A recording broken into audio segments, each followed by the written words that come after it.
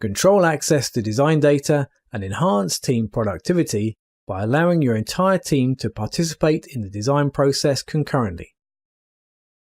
By enabling concurrent design, Autodesk Vault allows your team to balance its resources, helping you to finish projects faster and meet your tight deadlines. Concurrent working means that designers can work on the same project, even the same assembly, at the same time.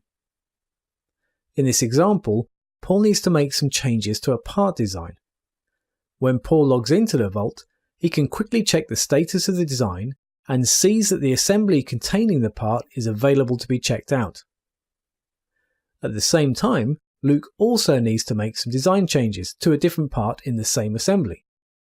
When Luke logs in, the Vault browser makes it immediately clear Paul is already working in this assembly. But that's not a problem. Paul's change is for a different part, so both designers are able to work concurrently on the assembly together without the risk of overwriting one another's files. Not only does this make design communication faster and easier, but Paul and Luke can see each other's changes as they happen. When Paul is done with his updates, he checks his changes back into the Vault. Luke can continue, confident that he is the only one editing his part and that the assembly is completely up to date.